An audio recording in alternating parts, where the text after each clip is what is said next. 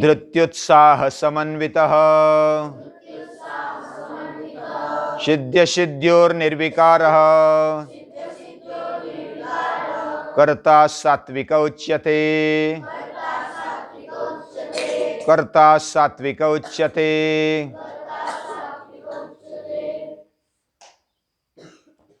18वें अध्याय में मोक्ष संन्यास योग, इस अध्याय में पहले तो संन्यास और त्याग क्या है ये बताया, उसके बाद कर्म हमारे जीवन में होता है उसको नीचा ऊंचा नहीं समझना चाहिए, कर्म हमारी माता है। आगे बताया कि कर्म कौन से हो, यज्ञ दान तप ये हमारे जीवन में होना ही चाहिए, लेकिन वह अहंकार के बिना, आसक्ति के बिना, या तो फल की इच्छा के बिना कर्म होना चाहिए। इस प्रकार बताकर हमारी दृष्टि ये सम होनी चाहिए। हमारी दृष्टि में, हमारी समझदारी में, सभी भूतों में, सभी प्राणी मात्र में, सभी सृष्टि में एकत्व भाव, अव्यय भाव होता है। वह विविधता में एकता को देखता है, यानी सृष्टि में वैविध्य दिखता है, और वैविध्य दिखने के बावजूद भी अविभक्तम विभक्तेषु, विभक्त में से अविभक्त को देखना, यह सात्विक ज्ञान है, यह समझदारी है, यही सच्चा ज्ञान है। यानी हमें अगर अपने जीवन में उन्नत होना है, ज्ञान पाना है, तो इस दृष्टि से देखना पड़ेगा, अभ्यास करना पड़ेगा।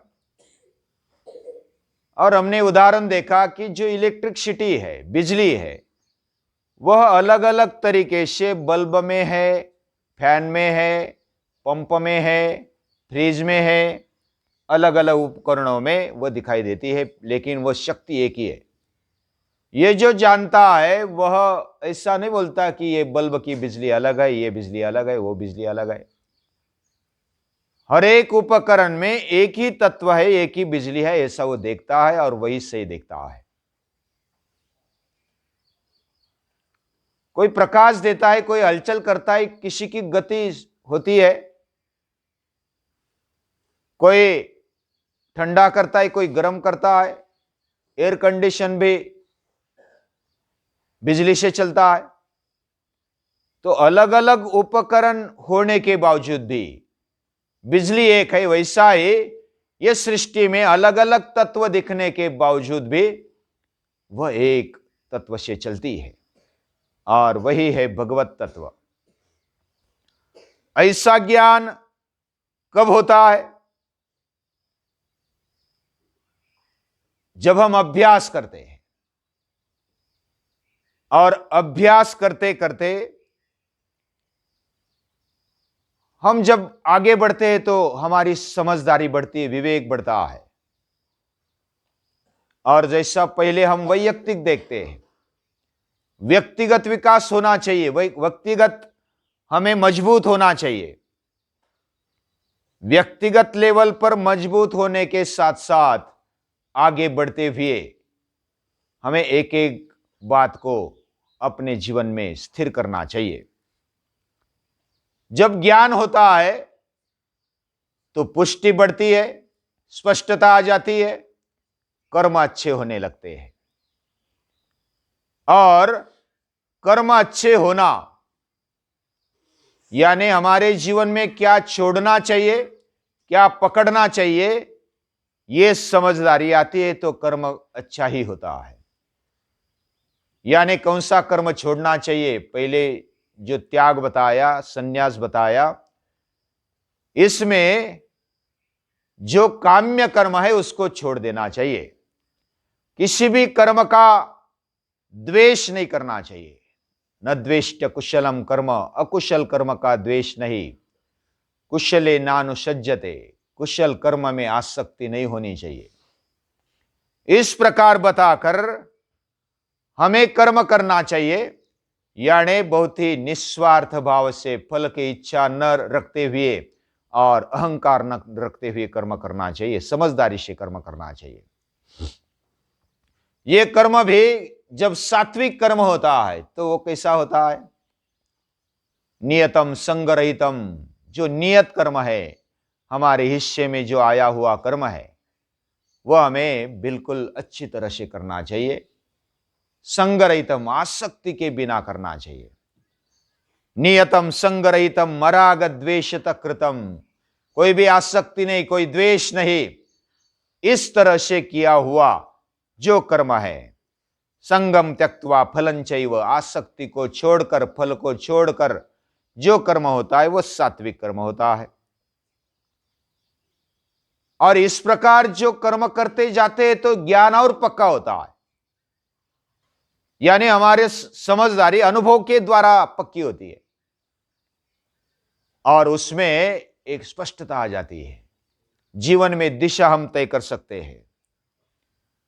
और इस प्रकार फिर कर्म का कर्ता कैसे हो, यह गीता बताती है। मुक्त संगो नहमवादी, यानी संग से मुक्ति होनी चाहिए।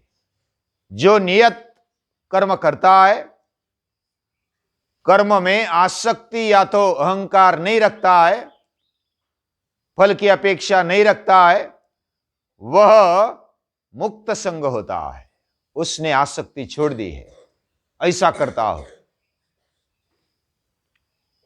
यानी मेरे बिना काम नहीं होता है, कर्म नहीं होता है, यह भी आसक्ति नहीं है। कर्म भी छोड़ना नहीं है, या तो मैं कर्म नहीं करूंगा तो यह नहीं होगा, ऐसा भी नहीं है। निमित्त मात्रम भव सव्यसाचिन, तू निमित्त बन जा। तेरे बिना भी काम हो सकता है, लेकिन तेरे निमित्त बनने का सौभाग्य मिलता है तो वो ले ले। तो इस प्रकार मुक्त संग और अहंकार के बिना अनहमवादी कर्ता जो होता है वो इस प्रकार होना चाहिए, जो सात्विक करता है। धृति उत्साह समन्विता, धृति के साथ, उत्साह के साथ वो बने रहता है अपने कार्य में। कभी उसका उत्साह कम नहीं होता है, कभी उसका धैर्य वो खो नहीं देता है। इस तरह जो करता होता है वो अपने जीवन में आगे बढ़ता है और वो सभी को साथ भी लेता है। वह सच्चा कार्यकर्ता होता है। वह सिद्धि और असिद्धि में ज्यादा ध्यान नहीं रखता। उसको फल मिले नहीं मिले, उसका भगवान पर विश्वास रहता है।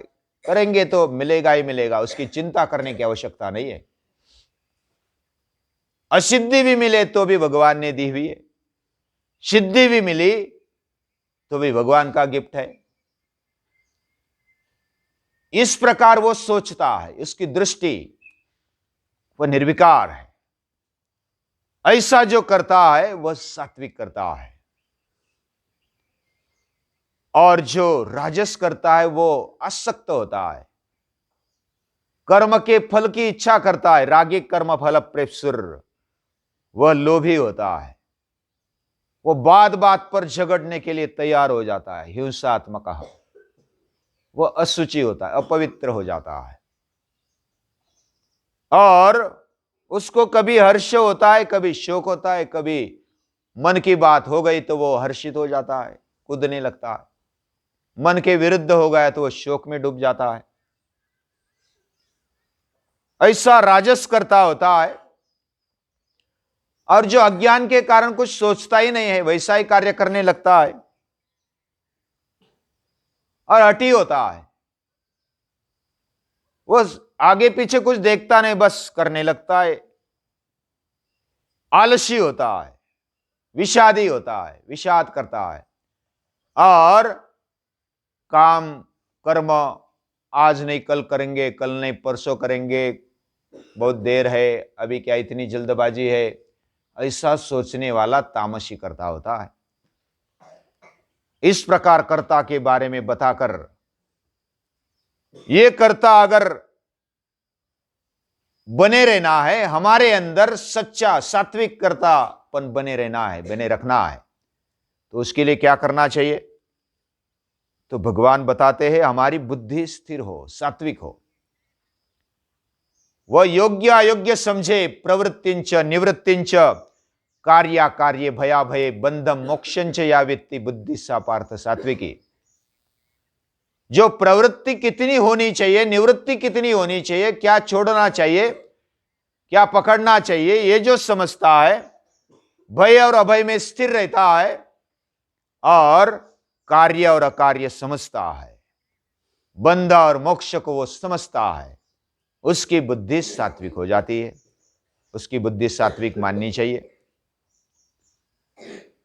और उसी को सही सुख मिलता है। यानी कर्म के बारे में बताया, कर्ता के बारे में बताया, बुद्धि के बारे में बताया, और बुद्धि तभी टिके रहती है जो धैर्य के साथ आगे बढ़ता है। धैर्य भी 3 प्रकार का होता है। धैर्य में वह धृत्यायया धारयते मन प्राणेन्द्रिय क्रिया योगेना व्यभिचारिण्या धृतिस्सा पार्थ सात्विकी। यानी कुछ जो योग्य बात है वह पकड़ के रखी है, वह छोड़ता नहीं है, उसको ही तब बोलते विचार पूर्वक लिया हुआ कार्य वह अंत तक वो बने रहता है, वो धैर्य के साथ वो आगे बढ़ता है और उसको भी तप कहते हैं।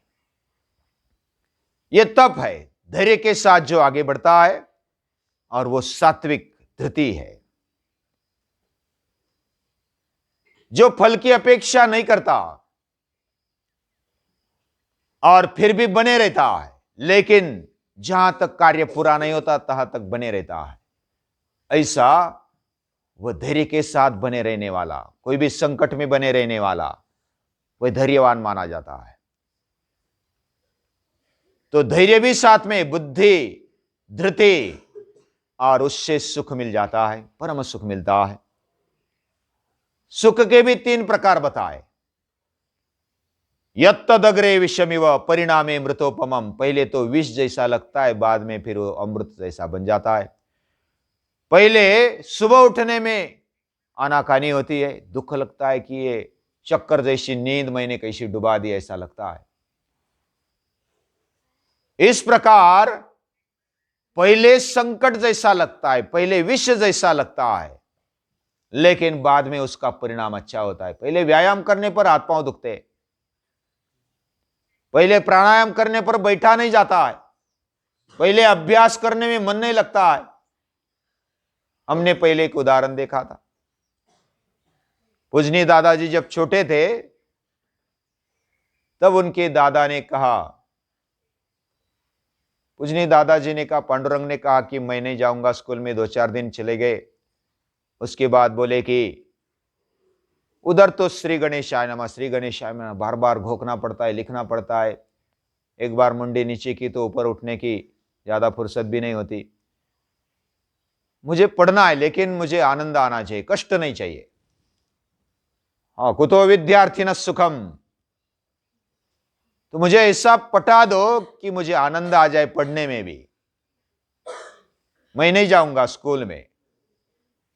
मुझे खेल में आनंद आता है तो मैं खेलूंगा, पढ़ने में आनंद नहीं आता है तो नहीं पढ़ूंगा। तो दादा ने क्या किया, दादाजी ने एक थप्पड़ लगा दी, जा पहले स्कूल में, बाद में बातें कर। अगर वो थप्पड़ नहीं लगा दी होती तो पूजनीय दादाजी इतने महान नहीं बनते, लाखों का परिवार नहीं खड़ा होता। मैं भी छोटा था तब, शायद दूसरी में था, तो मेरी मां बहुत कड़क थी, पिताजी भी कड़क थे, लेकिन पिताजी ने कभी मारा नहीं। उनकी आवाज इतनी कड़क थी कि आवाज से ही हम पैंट गीली हो जाती, इतने वो कड़क थे, लेकिन मारा नहीं। और माँ भी कड़क थी। वो काम में भी आगे थी और अभ्यास में भी। पढ़ी लिखी नहीं थी, पहली दूसरी में गई थी लेकिन आगे नहीं पढ़ी। तो बचपन में हम उस खेत में रहते थे दूर वाले, और स्कूल में जाना होता था उधर से, लगभग 1.5 किलोमीटर है, 1-1.5 किलोमीटर, और पैदल जाना पैदल आना। तो मुझे एक बार फुंसी हो गई इधर पीछे, वो पैंट के नीचे थी, और वो जख्म हुआ था, उसका बुखार आया था मुझे। माँ को पता नहीं कि इसको क्या हुआ है, लेकिन मैंने बोला कि मैं नहीं जाऊंगा स्कूल में। तो माँ तो खेत में थी, काम करते करते वो आ गई दौड़ते दौड़ते।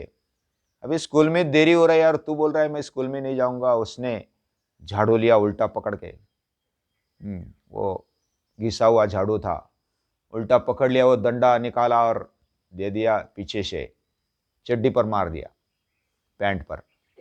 पैंट के नीचे थी फुंसी, वो जख्म थी, वो पकी हुई थी। वो जैसा ही मारा वैसे वो फूट गई और खून बहने लगा। मैं जैसे मारने के लिए वो आई, मुझे पता चला, मैं दौड़ने लगा स्कूल की बैग लेकर। बैग भी ऐसी थी हाथ में पकड़ने वाली, वो एक स्लेट यानी वो पाटी और एक पेंसिल, बस इतना होता था। वो पकड़ के मैं भागने लगा, लेकिन तब तक तो एक फटका तो मिल गया। फिर माँ ने देखा कि ये भागता है लेकिन नीचे से तो खून बह रहा है। वो पीछे दौड़ती दौड़ती आ गई और बोली रुक जा, मुझे पता नहीं है, तुझे लगा है, तू पहले तो बताना ना। लेकिन मैं रुका नहीं, मैं तो भागते भागते फिर चला आया स्कूल में। बाद में स्कूल छोड़ा नहीं। अगर स्कूल छोड़ दिया होता तो मैं आज यहाँ तक पहुँचता नहीं पहुँचता। यानी वैयक्तिक जीवन में भी अपने माँ बाप एक शिक्षा देते, शिक्षण देते हैं। और अभ्यास करने में विद्यार्थी अवस्था में दुख उठाना होता है। पहले दुख बाद में सुख। यत्तदग्रे विषयमिव परिणामे मृतोपमम। परिणाम उसका अमृत जैसा होता है। यह गीता भी कहती है। हमें दुख लगता होगा कि सुबह क्या उठना, रोज क्या व्यायाम करना, पसीना बहाना, क्या रोज कर्म करना, हर रोज अभ्यास करना, क्या लगा रखा है। हमें कभी कभी ऐसा लगता है। लेकिन पहले विषय जैसा अगर हम लेते हैं, कष्ट करते हैं, परिश्रम करते हैं, तो बाद में उसका परिणाम बहुत ही अच्छा होता है। वह अमृत जैसा फल उसको लग जाता है। हमारी मेहनत, दुख उठाने की हिम्मत ये होनी चाहिए। तो इस प्रकार गीता बताती है अलग अलग तरीके से। हमारा वैयक्तिक जीवन कैसे महान हो, सुखी हो, ये बताती है। और आगे फिर सामाजिक जीवन भी कैसा सुखी हो, आनंदी हो, ये भी बताती है। लेकिन वो आगे देखेंगे। आज के लिए इतना ही।